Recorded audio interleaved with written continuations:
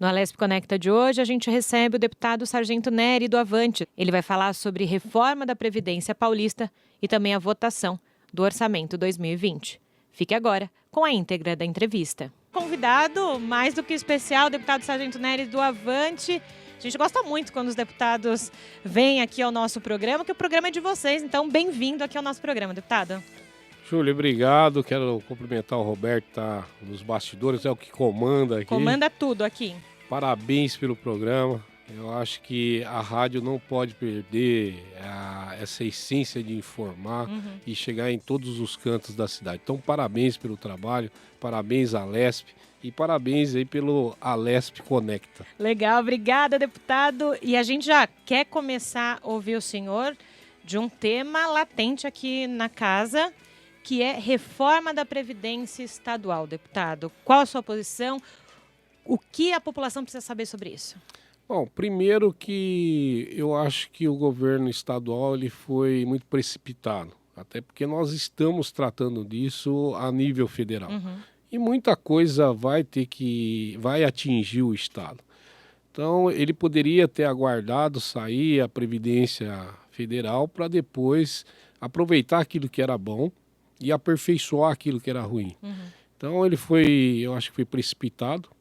Está muito ruim, o texto não é bom e não está dando a oportunidade para o Legislativo aperfeiçoar esse texto. Eu propus no Colégio de Líderes, para compor uma comissão de deputados para negociar com o governo.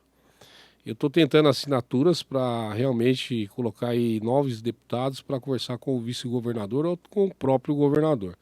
O que não pode cessar e essa pressa não pode impedir é o diálogo.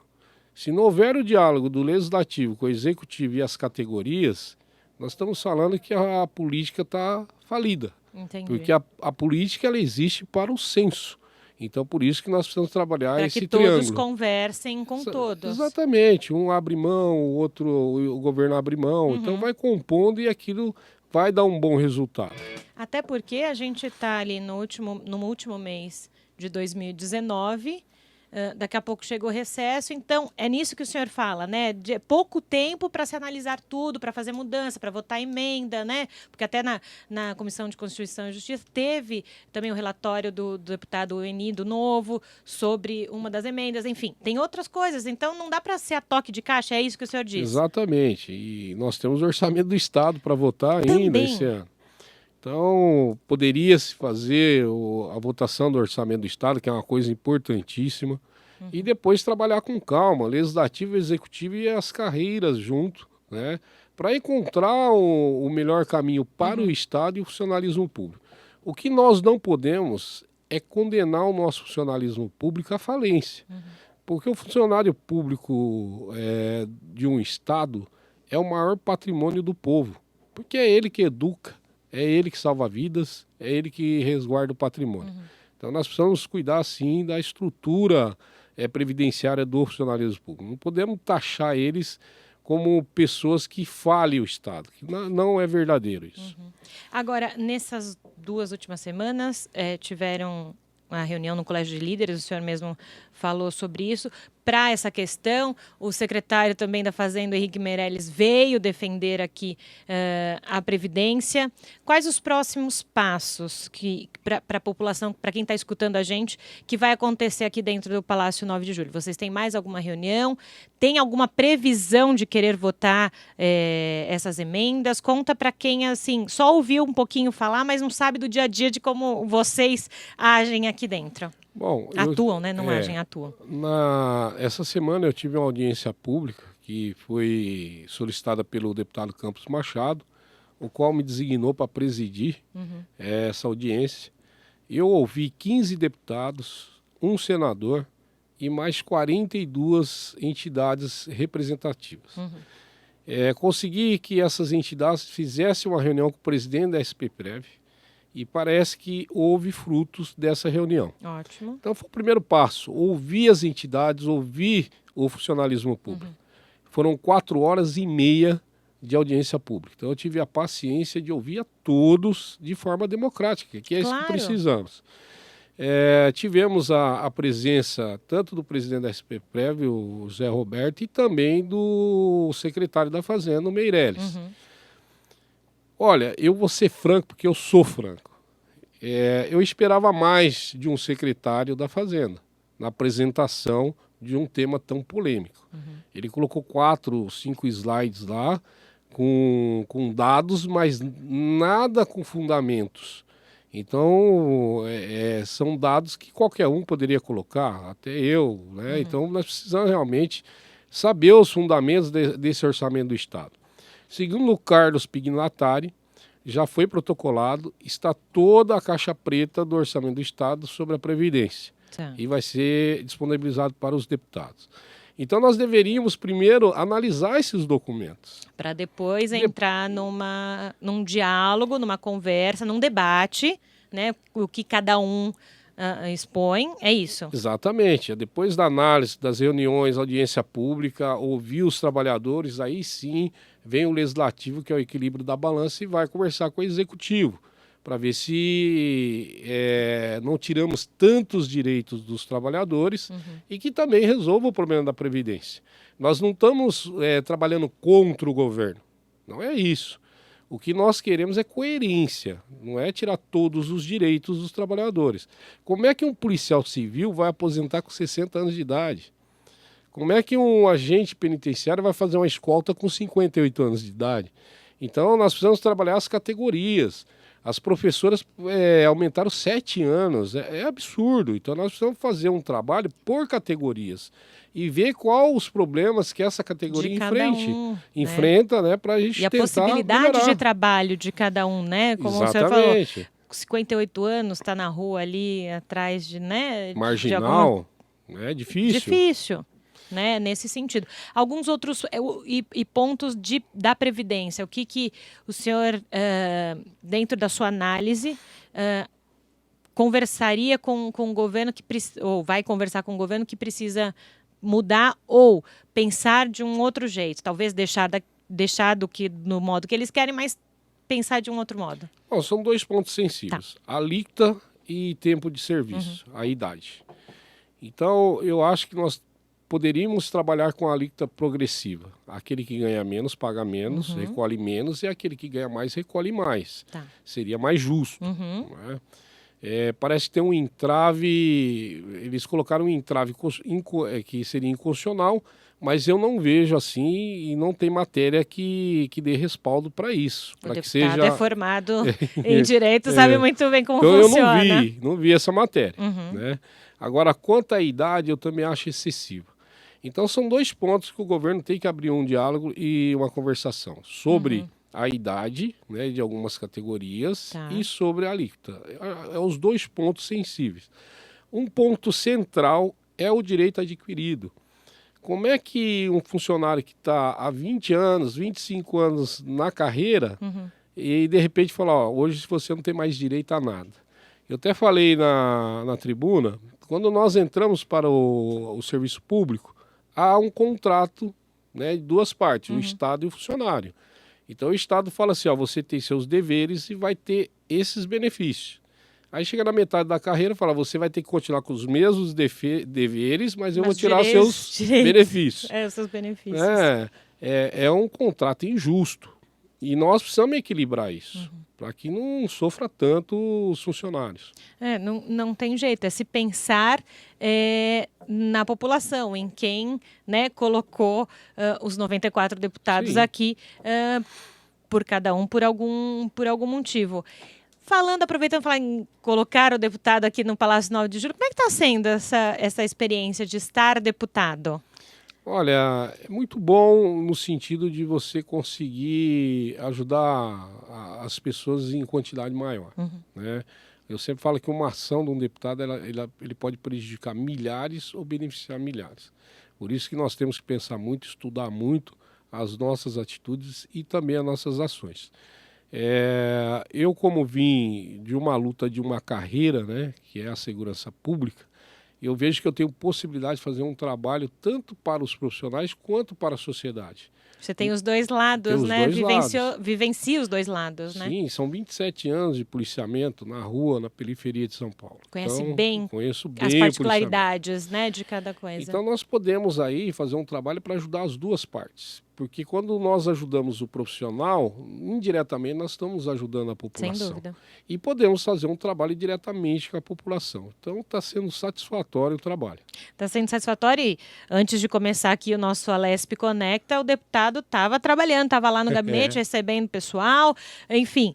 Saiu do plenário, foi para o gabinete, não para. Vida de deputado é 24 horas, né, ligado. Geralmente eu saio 23 horas. Eu saio 23 horas daqui. Geralmente, todo dia, 23 horas. Para quem, por acaso, estiver ouvindo pela primeira vez, vendo a gente pela primeira vez por aqui, qual que é a dinâmica do senhor de trabalho? O senhor falou que sai às 23, mas chega aqui muito cedo. Eu chego geralmente aqui às 9 horas da manhã. Só quando eu tenho agenda externa, aí eu faço agenda externa. Hoje eu fiz uma agenda externa no Quinto Baep, eu estava 8h30 da manhã lá no Quinto Baep.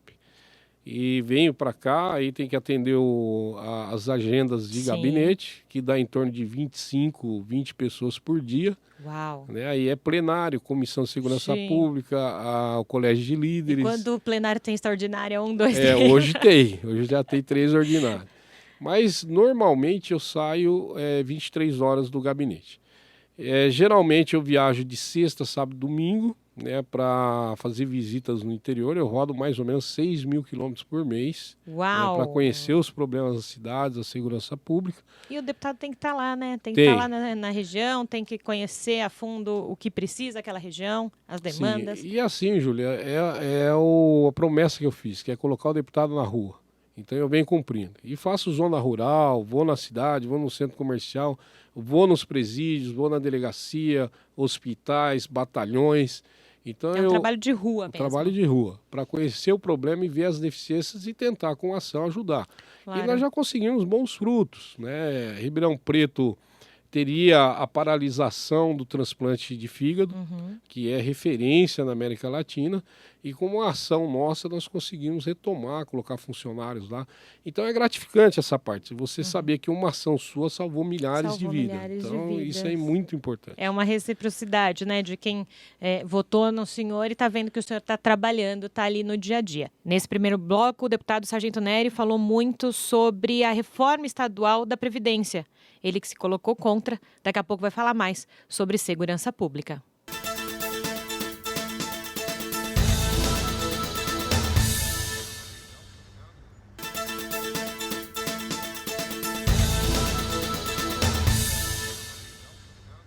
Voltamos com a Alesp Conecta de hoje. O nosso convidado é o deputado Sargento Nery, falando agora nesse segundo bloco sobre segurança pública e também orçamento 2020. A gente sabe que tem muitas demandas no estado.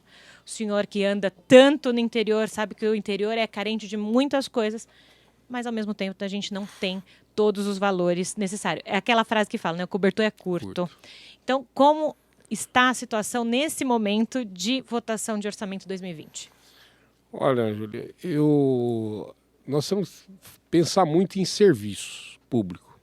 Quando pensa em obra, eu acho que o estado de São Paulo é o estado que mais tem obras, né, inacabadas. Isso é uma pena, né, uma maldade, né, jogar tanto recurso fora.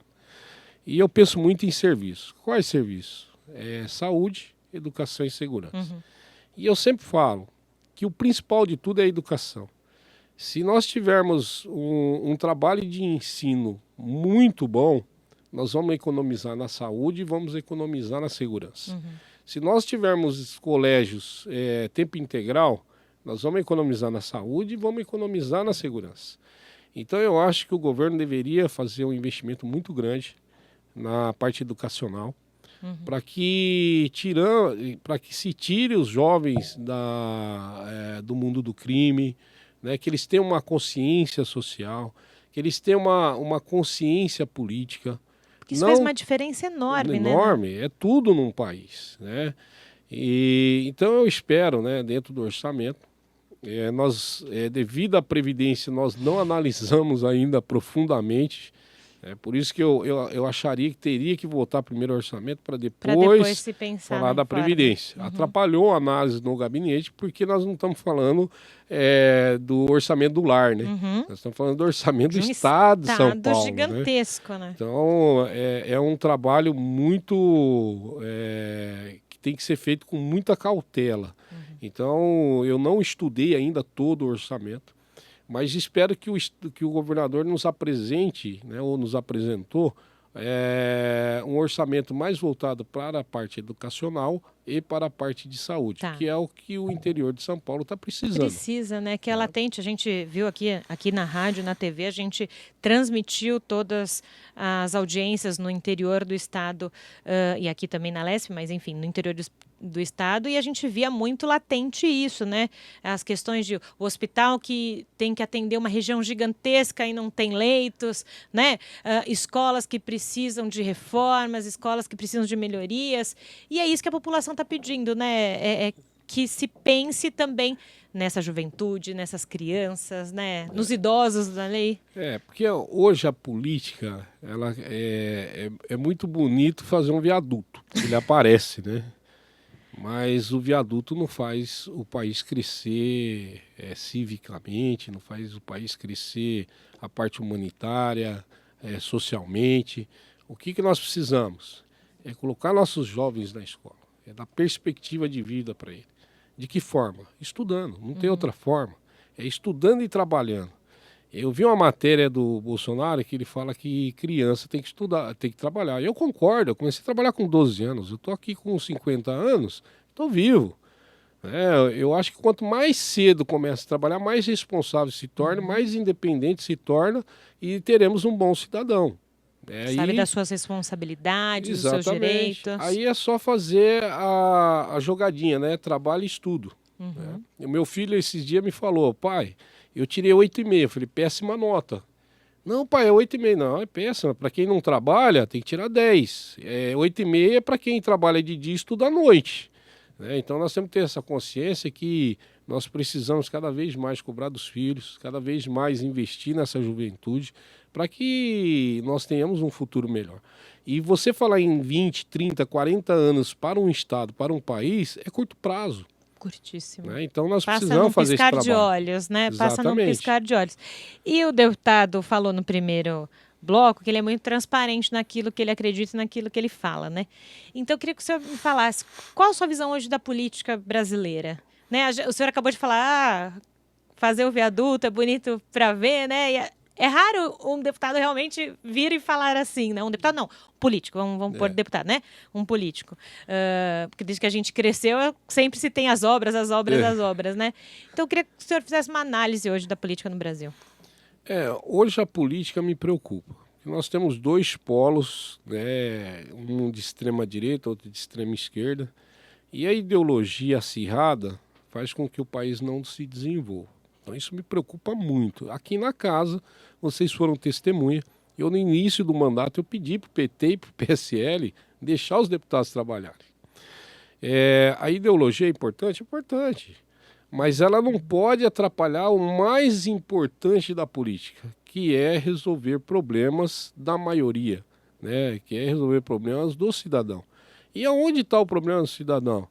Saúde, educação e segurança. São as pilastras de um Estado que faz o país se desenvolver, muito mais a educação. Né?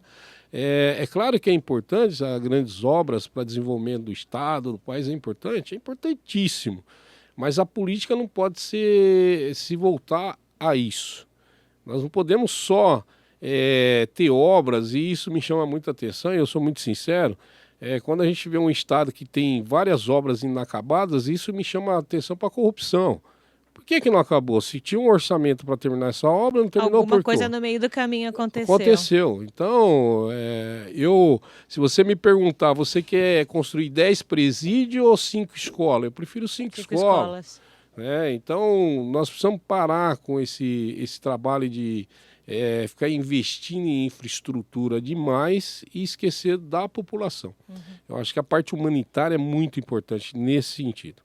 E o intuito do nosso programa, eu conversava com o deputado um pouquinho antes de começar, é chegar a essa população jovem que, por de algum modo, a grande maioria se afastou um pouco do entendimento político, né? Não quer um pouco saber. Como puxar de novo essa juventude que vai trabalhar muito pelo Brasil, de novo, para falar sobre política? A gente sabe que existem os jovens que são engajados, tudo bem, ok, mas a grande maioria prefere não falar sobre ou não entender sobre. Eu vou retornar aí a 40 anos atrás. Nós tínhamos uma matéria chamada Educação Moral e Cívica, e no colegial nós tínhamos o SPB. Se era uma matéria de direita ou esquerda, pouco importa, mas falava-se de política. Então, a educação moral e cívica, nós aprendíamos o hino nacional, aprendia os símbolos nacionais, então você aprendia a ser patriota. Uma coisa interessante, tinha a Copa do Mundo, todo mundo chorava, né? Hoje pouco se importa, porque não é mais a nação, né? É só simplesmente um jogo de futebol. E o SPB já entrava na parte política.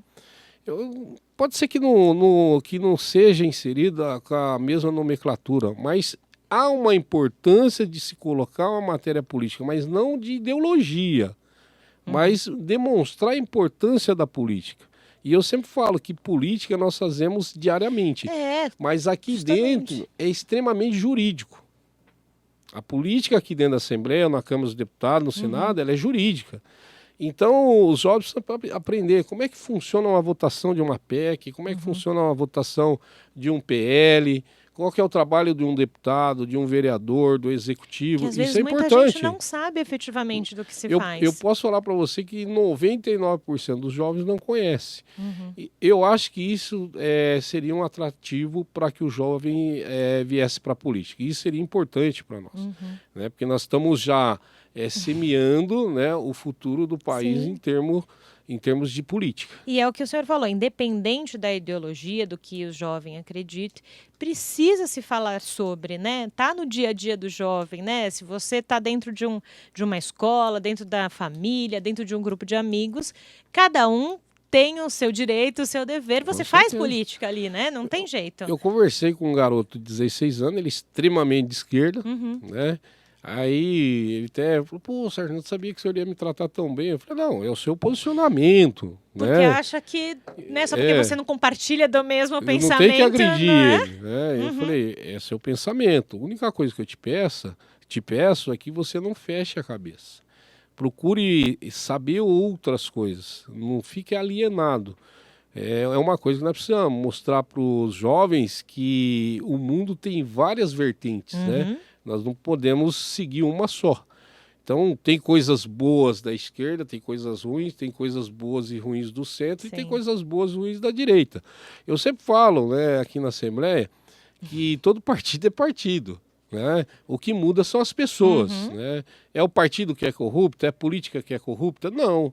É o ser humano. Se ele é corrupto, ele vai ser corrupto em qualquer partido. Em qualquer lugar. Né? Em qualquer lugar. Então não tem jeito, tem que se pensar, o jovem tem que pensar na política como o que está influenciando na vida dele, né? Tem que entender que isso influencia diretamente na vida dele e de todo mundo, não tem jeito. Com certeza. É o processo natural, né, de se construir uma sociedade. Sim. É a política. Então, o jovem precisa entender isso. Precisa entender.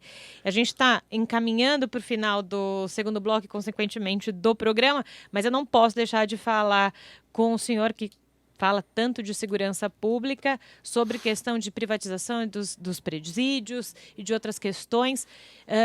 O senhor que, 27 anos, né? Viveu ali o dia a dia da rua, né? Do combate à violência, enfim. Como é que o senhor vê isso? Olha só, eu até comentei nos bastidores com você, né? Eu sou contra privatizar serviços essenciais. Então, por exemplo, privatizar a segurança pública. Não tem como. Né? Privatizar a segurança de um presídio é dar para o crime organizado de mão beijada o presídio. Porque nós sabemos hoje que o crime organizado são grandes cartéis financeiramente, né? E que o Brasil ainda não conseguiu destruir a parte financeira do crime organizado. Então eu me preocupa, sou contra, já até me coloquei para o secretário e para o governador, né, que eu sou contra a privatização dos presídios. Eu acho que isso nós não podemos aceitar nem como cidadão. Porque é o que o senhor falou.